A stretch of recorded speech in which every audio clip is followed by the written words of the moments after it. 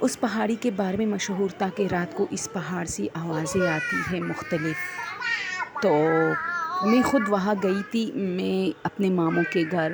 تو جب مجھے اس بات کا پتہ چلا تو ایک رات میری ویسی آنکھ کھلی اور میں نے کان لگایا کہ کیا واقعی وہاں سے کچھ آوازیں آ رہی ہیں.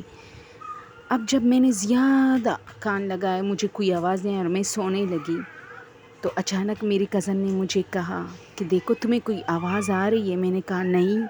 اس نے کہا آ رہی ہے، آ جاؤ. ہم لوگ اس کمرے کی بلکونی میں گئے اور وہاں سے واقعی ایک ہلکی آواز ایک بوڑھے شخص کی آ رہی تھی کہ ہائے مجھے بچاؤ، مجھے کوئی نکالو یہاں سے.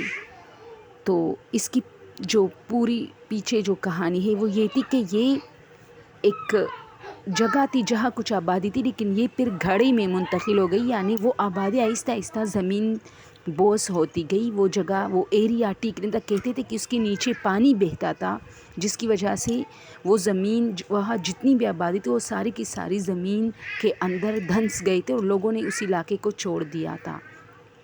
اب اس کے ٹاپ پر جتنے گھر بنے تھے ان کو بھی خطرہ تھا، جس میں ایک گھر میرے ماموں کا تھا جہاں اس وقت میں تھی. تو ان لوگوں نے کہا کہ ہم بھی بس چھوڑنے والے، کیونکہ بہت جلد ہمارا گھر اور جو یہ ایریا یہ بھی نیچے زمین بوس ہو جائے گا آہستہ آہستہ، کیونکہ یہ گھر ایک کنارے پر تھا دوستوں اور بلکونی سے نیچے ایک بہت بڑا گڑھا تھا جسے مجھے خود ڈر لگ رہا تھا. اور کہتے تھے کہ اسی گڑھے کی وجہ سے یہ ساری آبادی نیچے کی طرف گر رہی تھی اسی گڑھے میں. اچھا میری کزن کہتی تھی کہ ہمارے گھر کے سامنے بہت سارے گھر تھے جو اب نہیں ہے، اب تمہیں صرف گڑھا نظر آئے گا. تو مجھے کافی خوف آیا اس رات اور واقعی وہاں ایک بوڑھے شخص کی آواز مسلسل آتی رہی.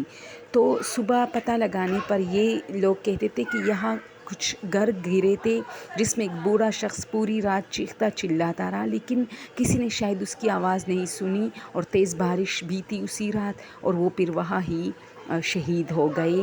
اور اب کہتے ہیں کہ رات کو یہاں بے چین روحیں وہ چیختے چلاتے اور اسی طرح اس بوڑھے شخص کی آواز آج بھی لوگوں کے کانوں میں گونجتے ہیں.